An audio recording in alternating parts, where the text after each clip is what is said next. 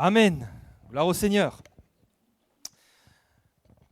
Voilà, ce matin, on va partager la parole de Dieu ensemble. On va lire un texte dans l'Ecclésiaste.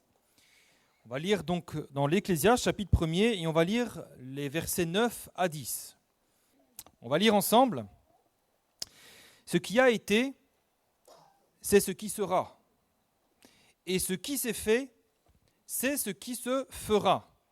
Il n'y a rien de nouveau sous le soleil.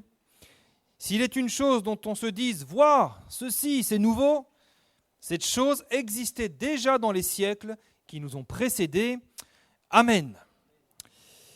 Rien de nouveau sous le soleil. Et ce matin, on va parler de quelque chose qui a toujours existé et qui malheureusement existera encore. Quelque chose qui d'ailleurs ne devrait plus nous surprendre quand ça arrive. Cette chose, c'est quoi ? Eh bien, ce sont toutes les tentatives de l'ennemi pour nous arrêter dans notre course. S'il y a bien une chose qui se renouvelle à chaque fois, c'est ça. L'ennemi tentera toujours d'arrêter les chrétiens dans leur course. Vous savez, en tant qu'enfants de Dieu et même en tant qu'Église, quand nous marchons de progrès en progrès, il y a quelqu'un que ça dérange, c'est le diable. Il n'aime pas ça. Ça lui provoque la gratelle, il n'aime pas ça. Il a besoin de nous arrêter. Le diable n'aime pas quand des enfants de Dieu se sanctifient.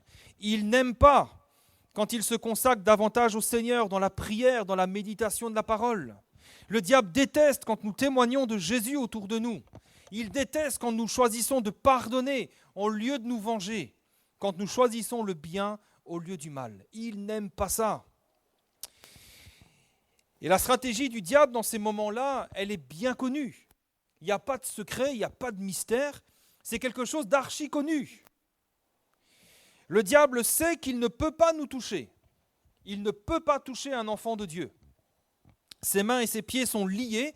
Nous sommes tenus dans la main de Dieu et il n'a ni le pouvoir ni l'autorité de venir nous atteindre.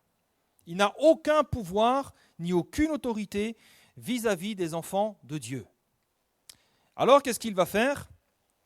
Il va utiliser sa plus vieille stratégie, qui malheureusement fonctionne, elle a été éprouvée, c'est le mensonge et l'intimidation.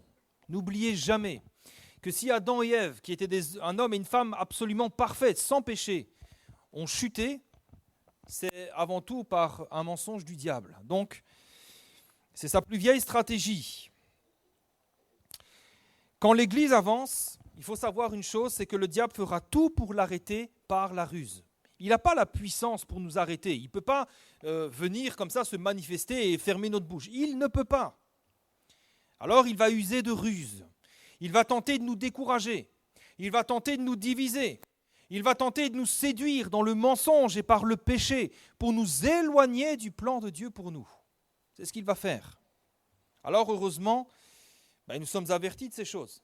On est avertis, on connaît ces stratégies et on peut nous préparer pour combattre tout en sachant qu'à la fin, c'est nous qui aurons la victoire. Amen.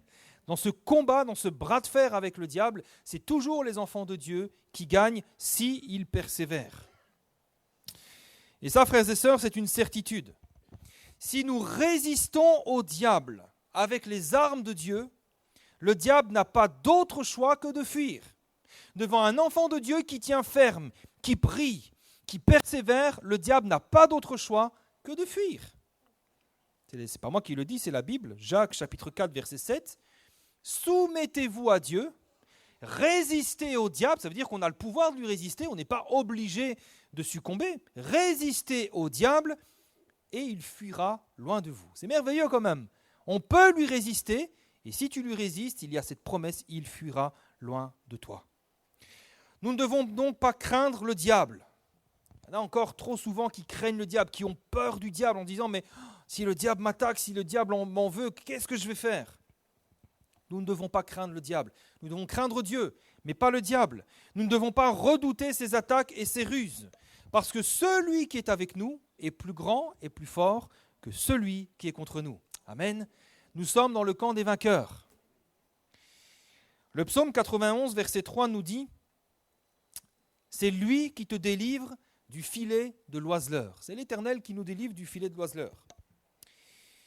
Vous savez, le filet de l'oiseleur, c'était un piège qui était bien connu à l'époque et ça permettait de capturer des oiseaux. Je vous passe les détails, c'était juste, il faut savoir que c'était un piège automatique, c'est-à-dire que quand l'oiseau mordait à l'appât, eh bien, enfin qu'on mordait, il n'avait pas de dents l'oiseau, mais vous comprenez, quand il se faisait piéger par l'appât, eh bien le piège, le filet se refermait sur lui et il était prisonnier, il était fichu, il n'avait plus aucun moyen de s'en sortir. Et ça, vous voyez, c'est exactement le plan de l'ennemi pour l'Église et pour les enfants de Dieu. Il prépare des petits appâts comme ça, en espérant qu'on morde et qu'on soit pris dans ses filets.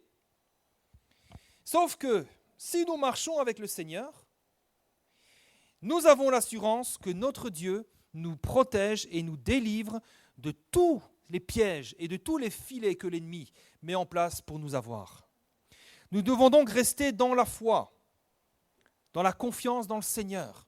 Ne pas céder à la panique, à la peur, à l'anxiété. Nous devons rester dans la foi. Et nous ne devons pas craindre quand l'ennemi rugit pour nous faire peur. Et comprendre que c'est quelque chose de normal. Ça fait partie de la vie chrétienne. Vous savez, l'apôtre Paul, il compare la vie chrétienne souvent à un combat. Il nous compare à des soldats. Pourquoi ? Bien parce qu'il y a un ennemi qui nous fait la guerre. Mais c'est quelque chose de normal. Et nous devons savoir que c'est un ennemi qui est vaincu. C'est un ennemi qui ne peut faire que rugir. Il ne peut pas nous attaquer. Il ne peut pas nous atteindre. On va le voir au travers de quelques exemples. 3 exemples. À chaque fois que le peuple de Dieu avance, qu'il progresse, qu'il prend des victoires, l'ennemi se tiendra toujours en embuscade pour tenter de les décourager. C'est systématique. Et il n'y a rien de nouveau sous le soleil. Ça fait des millénaires qu'il fait ça, et il le fait encore aujourd'hui.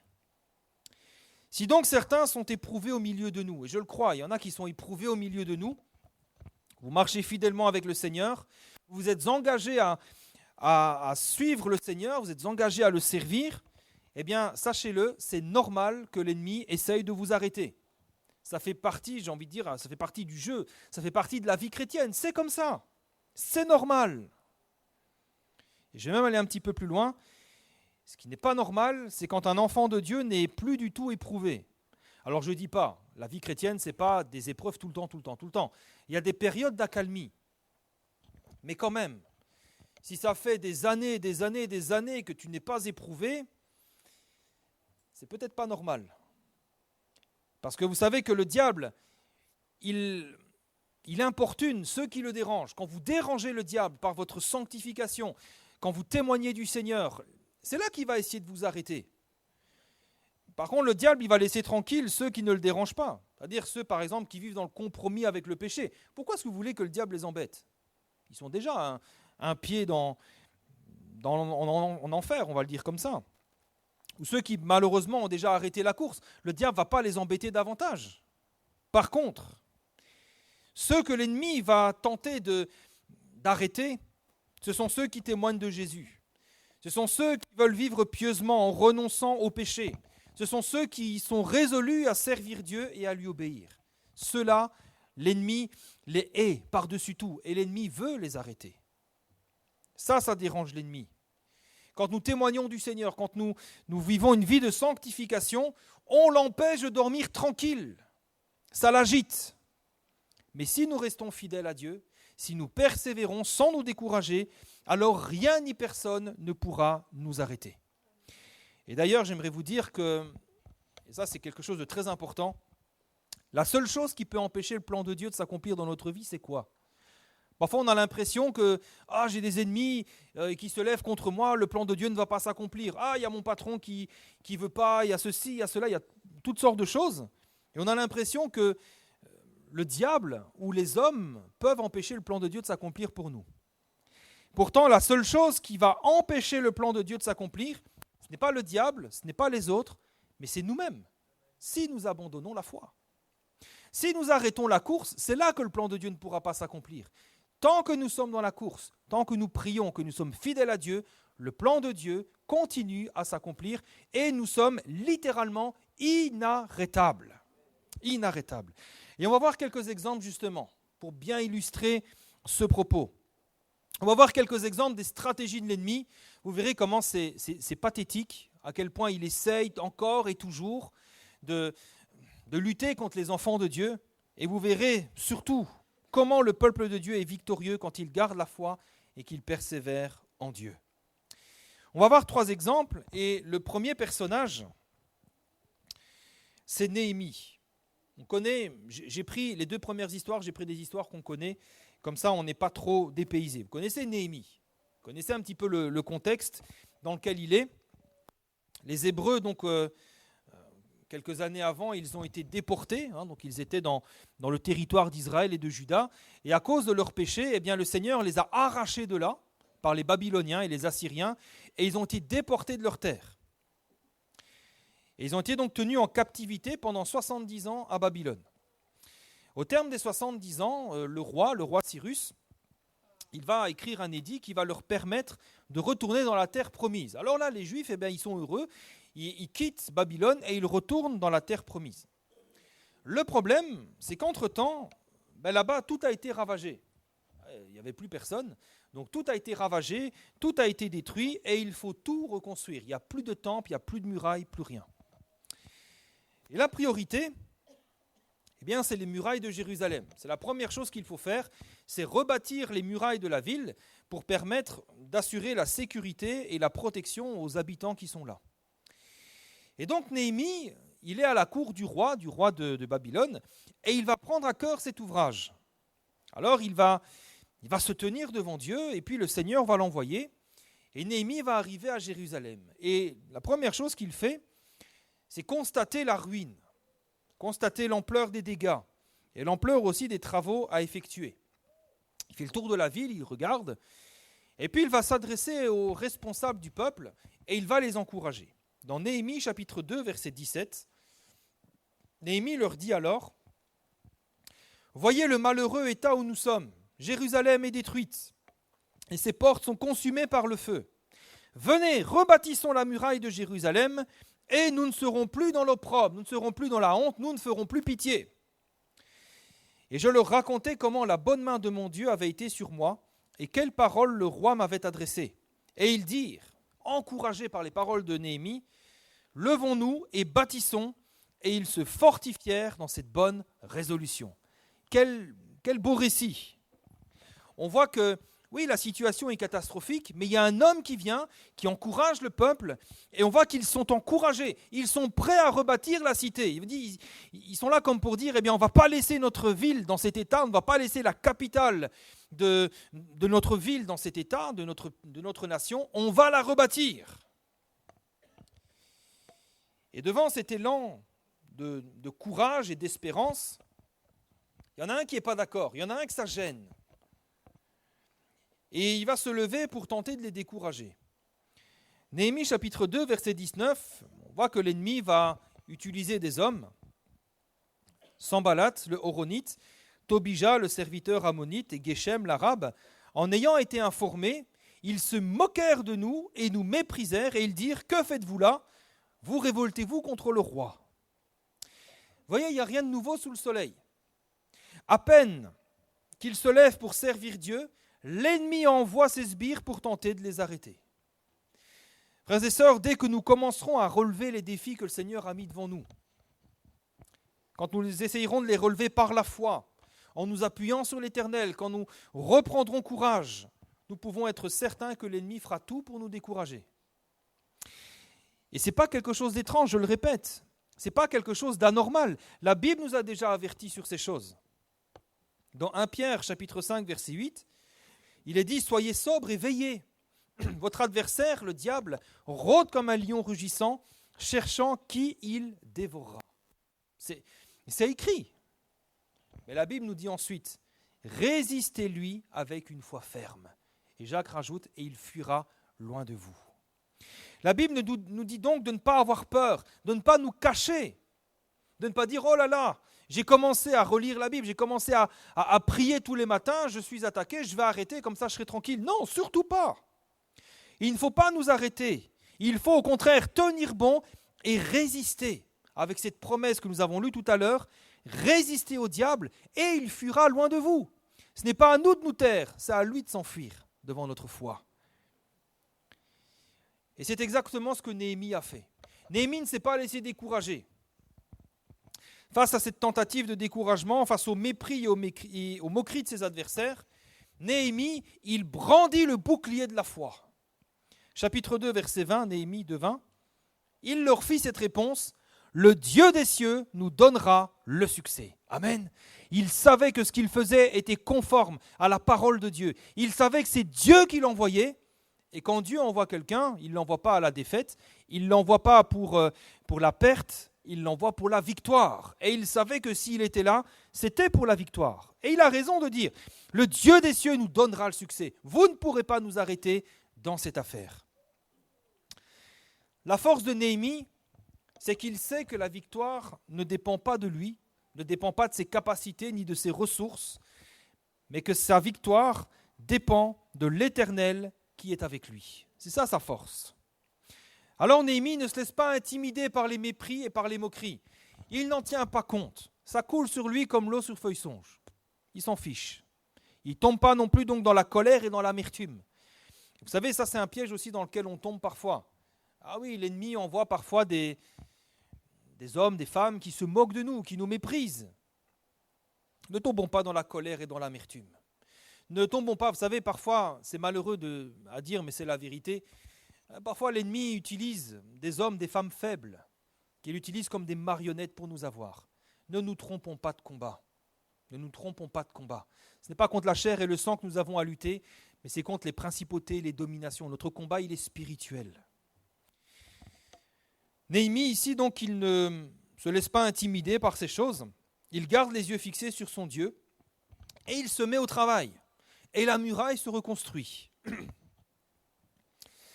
Alors l'ennemi, lui, il voit ça. Il voit que Néhémie n'est pas découragé, que le peuple prend courage et que cette première tentative ne les arrête pas. Alors qu'est-ce qu'il va faire ? Eh bien, il va à nouveau tenter de l'intimider, de le décourager. Néhémie, chapitre 4, verset 1er. Lorsque Sanballat apprit que nous rebâtissions la muraille, il fut en colère et très irrité. Il se moqua des Juifs et dit devant ses frères et devant les soldats de Samarie, devant tout le monde: à quoi travaillent ces Juifs impuissants ? Ah, c'est bon à rien. Les laissera-t-on faire ? Sacrifieront-ils ? Vont-ils achever ? Redonneront-ils vie à des pierres ensevelies sous des monceaux de poussière et consumées par le feu ? Et puis à son copain Tobija qui va rajouter: qu'ils bâtissent seulement. Si un renard s'élance, il renversera leurs murailles de pierre. Quel mépris, quelle méchanceté. Et là, c'est vrai qu'il y a de quoi s'énerver, il y a de quoi perdre patience. Il y aurait de quoi sombrer dans la haine et entamer une guerre. Mais Néhémie ne se trompe pas de combat. Et il va adopter la meilleure attitude qui soit dans une telle situation. Face à la haine, face à la moquerie et face au mépris, Néhémie va se tourner vers son Dieu. Il est en train de subir une injustice, mais il va se tourner vers son Dieu. Néhémie chapitre 4, verset 4, juste après, il va dire: écoute, ô notre Dieu, comme nous sommes méprisés. Fais retomber leurs insultes sur leur tête et livre-les au pillage sur une terre où ils soient captifs. Bon, c'est pas comme ça que la Bible nous enseigne à prier pour nos ennemis. D'accord ? Là, clairement, il est en train d'appeler le malheur sur ses ennemis. La Bible nous dit: bénissez et ne maudissez pas. Néanmoins, Néhémie choisit de décharger son cœur sur son Dieu. Il en a gros sur le cœur. Je pense qu'à un moment donné, vous savez, quand vous êtes méprisé, à un moment donné, ça saoule. Vous êtes en colère. Et en lieu de larguer sa colère sur ses ennemis, eh bien, il choisit de se décharger sur son Dieu. Et c'est ça que nous devons faire. Peut-être tu es en colère, peut-être tu as de l'amertume. Et c'est vrai, on est rarement en paix quand on subit de l'injustice. Mais décharge-toi sur ton Dieu. Ne te décharge pas sur tes ennemis. La Bible nous dit, 1 Pierre, chapitre 5, verset 7, « Déchargez-vous sur lui de tous vos soucis, car lui-même prend soin de vous. » Tes ennemis te font la guerre, ils te saoulent, ils te méprisent. C'est un souci, décharge-toi sur Dieu. En se déchargeant sur Dieu, Néhémie permet à Dieu de prendre soin de lui. Et il permet à Dieu de lui redonner les forces et le courage dont il a besoin, alors qu'il est moqué et méprisé. Et ce qu'on constate, c'est que ça fonctionne. Ça va fonctionner. Puisque Néhémie va pouvoir ensuite continuer de faire ce que Dieu lui a mis à cœur de faire. Mais ça ne se fera pas sans opposition. À chaque fois, Néhémie reprend courage, il continue de bâtir, Et à chaque fois, l'ennemi tente de l'arrêter. Quand vous lisez les chapitres 4 et 6, vous voyez en détail toutes les stratégies que l'ennemi met en place pour tenter de les décourager et de l'arrêter. Et on voit que l'ennemi, quand même, il est tenace, il est persévérant. Au chapitre 4, on voit que après les moqueries, il va y avoir des menaces physiques. On tente de l'intimider par des menaces physiques. Versets 7 à 15, vous voyez que ses ennemis tentent de faire une coalition pour l'attaquer. Ça n'arrête pas Néhémie, il continue à bâtir. Alors, au chapitre 6, on voit qu'ils vont essayer de l'effrayer et de lui faire perdre courage en faisant courir une rumeur comme quoi Néhémie chercherait à se révolter contre le roi. Et là, Néhémie, il pourrait être en panique, mais non, il ne panique pas. Il dit, ils ont dit des rumeurs contre moi, un gros l'a fait, c'est pas grave. On continue, on tient bon les frères et on continue à bâtir la muraille. Et ils vont même aller jusqu'à payer un prophète de Dieu pour qu'on lui raconte un mensonge pour lui faire peur. Vous imaginez jusqu'où va la malice. Mais ça n'arrête pas Néhémie. Le Seigneur lui donne le discernement pour comprendre les pièges que l'ennemi lui tend. À chaque fois, Néhémie se tourne vers Dieu et tous ses ennemis sont à chaque fois tenus en échec. Aucune stratégie que ses ennemis ont mis en place n'a pu fonctionner. Ils ont tenté, ils ont persévéré, jamais ils n'ont pu l'arrêter, ni même lever le petit doigt contre lui. Pourquoi ? Eh bien parce que c'est lui, c'est l'Éternel qui nous délivre du filet de l'oiseleur. Quelles que soient les stratégies de l'ennemi, le Seigneur sera toujours là pour nous délivrer de ses filets. Et puis, arrive ce qui devait arriver, les murailles sont reconstruites. Des peuples, des nations entières se sont ligués pour tenter de l'arrêter, ils n'ont pas pu, les murailles sont reconstruites, et ses ennemis assistent à son triomphe, mais totalement impuissants et complètement humiliés. Vous imaginez un petit peu, ils ont tout fait pour l'arrêter, il n'y a rien qui a fonctionné. Néhémie chapitre 6, verset 14, « La muraille fut achevée le 25e jour du mois d'Élul en 52 jours. Lorsque tous nos ennemis la prirent, toutes les nations qui étaient autour de nous furent dans la crainte. Elles éprouvèrent une grande humiliation. » Oui, rien n'a fonctionné. Et reconnurent que l'œuvre s'était accomplie par la volonté de notre Dieu. Oui. Néhémie, vous voyez qu'il a dû faire face à beaucoup d'opposition. Il y avait une pression qui était là sur ses épaules. Beaucoup de menaces, beaucoup de tentatives d'intimidation, de la haine, du mépris. Mais parce qu'il était attaché à son Dieu, parce qu'il a persévéré dans les voies de son Dieu, il a tout vaincu, tout surmonté et obtenu la victoire. Amen. S'il a pu vaincre, c'est à cause de sa persévérance dans la foi. Et si nous pouvons vaincre, ça sera à cause de notre persévérance dans la foi. Alors continuons de nous appuyer sur l'Éternel. Il est là le chemin de la victoire. Amen. Autre exemple, deuxième exemple, c'est celui d'un roi de Juda, un roi que j'aime particulièrement, c'est le roi Josaphat. Josaphat était un bon roi, il n'y en avait pas beaucoup à l'époque, dans les royaumes de Juda et d'Israël, il n'y avait pas beaucoup de bons rois, mais Josaphat était un bon roi, parce que contrairement à d'autres, lui, il était attaché à l'Éternel. C'était un homme qui aimait le Seigneur, et il avait à cœur de supprimer l'idolâtrie dans laquelle ses prédécesseurs avaient plongé le pays. Quand vous lisez un petit peu la vie de Josaphat dans 2 Chroniques, à partir du verset 16 au 17, vous voyez que très vite, dès qu'il prend la gouvernance du pays, il va prendre des mesures pour instruire le peuple dans les choses de Dieu. Il n'y avait plus l'enseignement de la parole, et il va prendre ça à cœur. Il va dire non, on va enseigner le peuple dans les choses de Dieu. Quelques années plus tard, il va commencer à faire disparaître l'idolâtrie en Juda. Il y avait encore des hauts lieux où il y avait encore des cultes païens. Et vous voyez qu'il va supprimer tout ça. Il va supprimer les cultes païens, les idoles. Il va dire non, c'est l'Éternel qu'on adore. Et ensuite, vous voyez qu'il va introduire des réformes religieuses importantes pour restaurer le culte de l'Éternel. On voit donc que Josaphat, il va entreprendre une œuvre magistrale, une œuvre colossale de restauration spirituelle de la nation. Il ne va pas laisser la nation sombrer dans l'idolâtrie, il va entreprendre une œuvre de restauration. Et alors que ces réformes sont en place, et alors qu'elles sont en train de produire du fruit, eh bien l'ennemi, lui, ça le dérange, et il va déchaîner sa colère pour tenter de l'arrêter. Alors comment il va faire? Eh bien, il va se servir des nations environnantes, les Ammonites, les Moabites et les Édomites, qui vont faire une alliance pour attaquer Josaphat. Et là, donc, on voit que l'ennemi est en train de lui tendre un piège. Il veut l'effrayer. Il veut que Josaphat cède à la panique et qu'il abandonne sa foi en Dieu. Et c'est vrai que face à l'ampleur de la menace, beaucoup se seraient laissés effrayer. Beaucoup auraient certainement abandonné le Seigneur. Ils auraient fait alliance avec d'autres nations, comme d'autres rois l'ont fait, avec l'Égypte ou avec d'autres. Mais ce n'est pas le cas de Josaphat. Ce n'est pas le cas de Josaphat. Devant la menace, qu'est-ce qu'il va faire? Il ne va pas céder à la panique.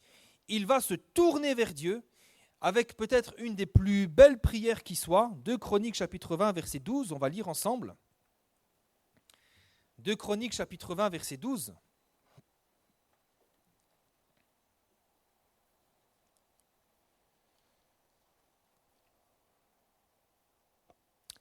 Voilà ce qu'il va dire.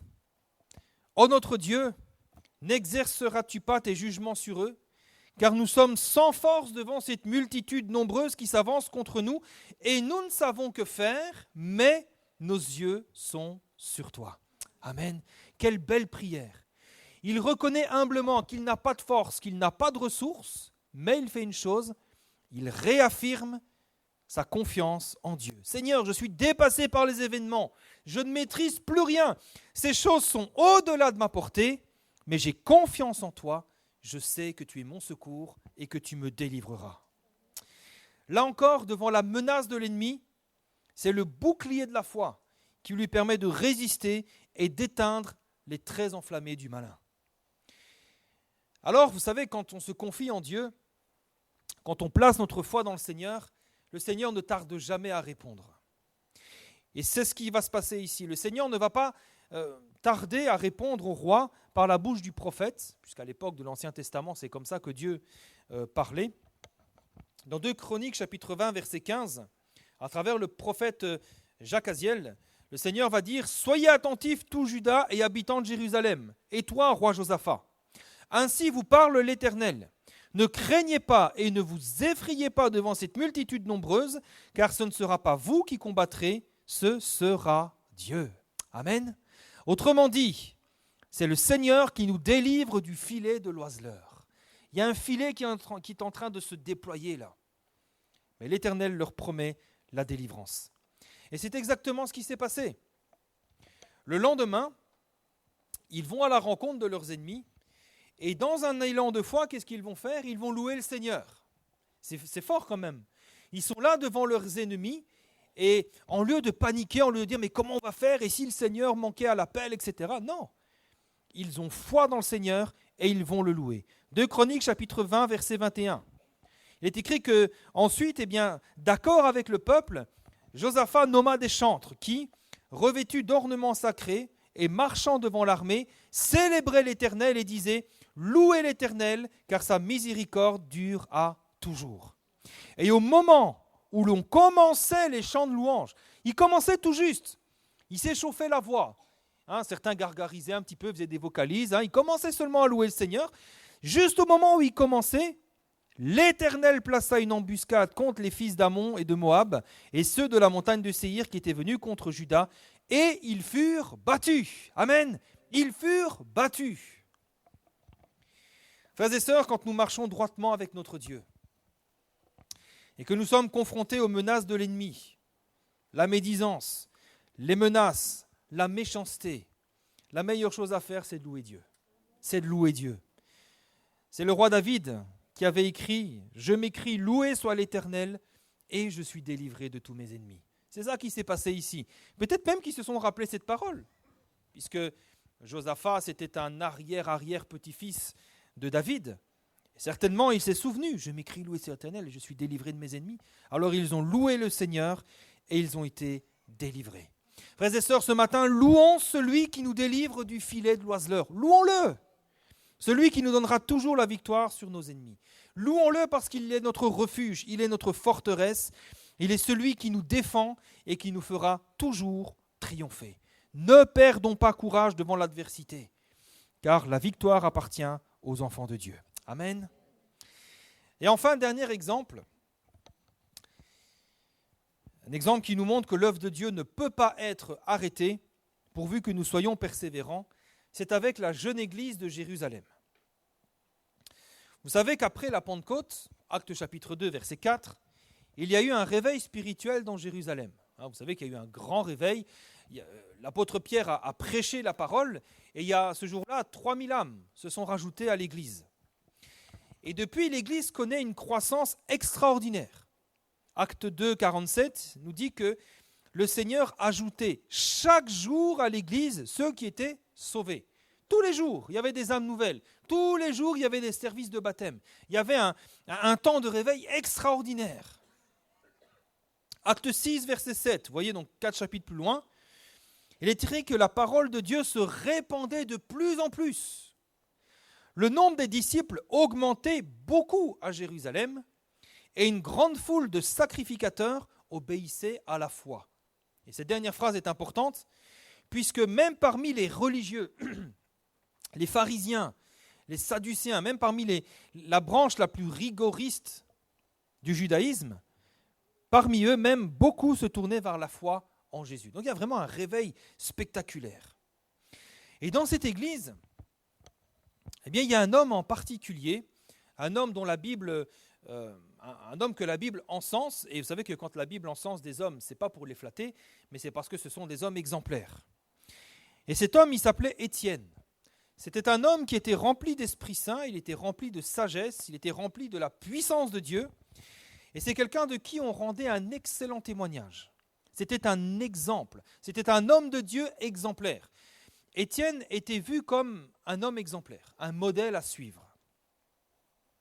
Acte 6.8 nous dit qu'Étienne, plein de grâce et de puissance, faisait des prodiges et de grands miracles parmi le peuple. Un homme exemplaire, remarquable, rempli d'Esprit Saint, qui vivait le plein évangile, il faisait des miracles et des prodiges. Alors tout ça, évidemment, ça agace l'ennemi, vous imaginez bien, ça l'agace, et il va tenter de frapper un grand coup pour décourager cette jeune église. Alors comment il va faire ? Maintenant, on connaît sa technique, il n'y a rien de nouveau sous le soleil, mensonges, calomnies, violence, etc. Et c'est exactement ce qui va se passer. Ici, l'ennemi va se servir de quelques membres de la synagogue dite des affranchis. Et ces hommes, acte 6, verset 11, soudoyèrent d'autres hommes en disant « Nous l'avons entendu proférer des paroles blasphématoires contre Moïse et contre Dieu. » Et ils émurent le peuple, les anciens et les scribes, et se jetant sur lui, ils le saisirent et l'emmenèrent au Sanhédrin. Ils produisirent de faux témoins qui dirent « Cet homme ne cesse de proférer des paroles contre le lieu saint et contre la loi. » Il n'y a rien de nouveau sous le soleil, mensonges, calomnies, faux témoins, c'est toujours la même rengaine. Ensuite, eh bien, Étienne doit subir une espèce de procès, eh bien, au terme duquel il est lapidé à mort, malheureusement. Et certainement que le diable, en exécutant cette figure exemplaire de l'Église, il pensait frapper un grand coup et achever l'Église. Et comme pour tenter d'achever de décourager les chrétiens, juste après, il y a une grande persécution qui commence contre l'Église et qui disperse les chrétiens. On voit que l'ennemi déploie toute sa rage. Il rugit de toutes ses forces. Mais comment l'Église va réagir ? Eh bien, sans perdre courage, acte 8, verset 4, ceux qui avaient été dispersés à cause de la persécution allaient de lieu en lieu, annonçant la bonne nouvelle de la parole. Que j'aime ce texte. L'ennemi veut les faire fuir, il veut les disperser. Ok, ils se dispersent, mais il continue d'annoncer la bonne parole. Il continue de témoigner du Seigneur Jésus. Et alors que l'ennemi pense frapper un grand coup, alors qu'il pense vaincre l'Église, voilà que l'Église ne fait que se répandre et de continuer de prêcher la parole. Quand vous lisez la suite, c'est remarquable. Juste après, vous voyez que Philippe, à cause de ça, Philippe, il va en Samarie, il va prêcher et il y a une église qui naît en Samarie. Alléluia. Ensuite, c'est Saul de Tarse qui se convertit. Oh, Saul de Tarse, lui qui était un ennemi de l'église, lui qui avait approuvé le meurtre d'Étienne. Voilà qu'il se convertit et qu'immédiatement, il commence à prêcher que Jésus est le Fils de Dieu. Il va prêcher dans les synagogues. Et puis peu après, et quand je vous dis ça, c'est dans les chapitres 8, 9 et 10, peu après, ce sont les païens qui commencent à se convertir au Seigneur avec Corneille. Oh, l'évangile se répand même parmi les païens. Et alors que l'ennemi pensait pouvoir arrêter l'Église, voilà qu'elle se développe encore plus et encore plus. Acte 11, 19. Ceux qui avaient été dispersés par la persécution survenue à propos d'Étienne allèrent jusqu'en Phénicie et dans l'île de Chypre et à Antioche, annonçant la parole seulement aux Juifs. Il y eut cependant parmi eux quelques hommes de Chypre et de Cyrène, donc des païens, qui étant venus à Antioche, s'adressèrent aussi aux Grecs et leur annonçant la bonne nouvelle du Seigneur Jésus. La main du Seigneur était avec eux et un grand nombre de personnes crurent et se convertirent au Seigneur. Amen. Voyez comment le Seigneur travaille avec l'Église. En conclusion, nous nous apercevons qu'il n'y a rien de nouveau sous le soleil. Il n'y a rien de nouveau. Ce qui a été, c'est ce qui sera. Ce qui s'est fait, c'est ce qui se fera. Il n'y a rien de nouveau sous le soleil. Nous savons donc que oui, l'ennemi va très certainement tenter de nous arrêter. Nous savons que notre Église, elle avance, elle progresse, elle se structure. Oui, l'ennemi va essayer. Il l'a toujours fait, il le fera encore, ce n'est pas un problème. Mais nous savons aussi que si nous tenons ferme dans la foi, attachés au Seigneur, fidèles à notre Dieu, nous remporterons toujours la victoire. Amen. Si nous gardons la foi, si nous persévérons, nous sommes inarrêtables. Inarrêtables. Aujourd'hui, ce n'est donc pas le moment de se décourager. Ce n'est pas le moment de perdre courage. Au contraire, c'est plutôt le moment de prendre courage. C'est le moment de se fortifier parce que c'est la victoire qui nous attend. C'est la victoire. Quand vous pensez à demain, ne dites pas comment on va faire, qu'est-ce qui va se passer, oh mon Dieu, non. Proclamez déjà la victoire parce que c'est ce qui va se passer. C'est la victoire qui nous attend. Et là, je n'ai pris que 3 exemples. Parce que des exemples, il y en a des dizaines, des centaines dans la Bible. Alors pour terminer, on peut écouter les paroles du sage Gamaliel. On va lire ensemble Actes chapitre 5, verset 34.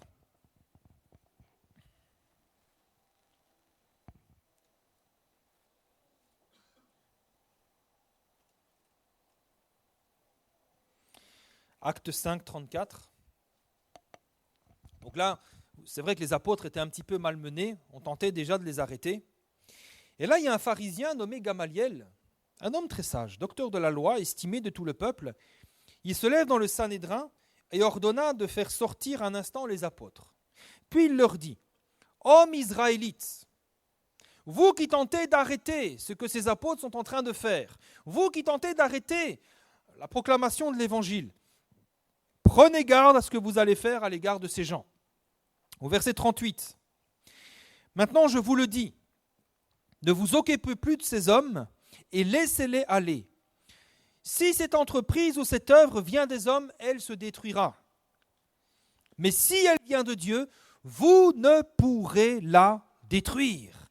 Vous ne pourrez pas la détruire. Ne courez pas le risque d'avoir combattu contre Dieu. » Vous savez, le diable, au final, ce n'est pas nous qui le combat, c'est Dieu.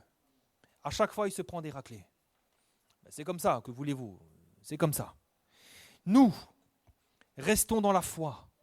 Restons dans ce refuge que nous offre le Seigneur. Il est avec nous. Qui sera contre nous? C'est ce que nous dit Romains 8, 31. Si Dieu est pour nous, qui sera contre nous? Nous sommes en sécurité avec le Seigneur. Continuons, persévérons, ne perdons pas courage. Louons le Seigneur, car la victoire est proche. Amen. On va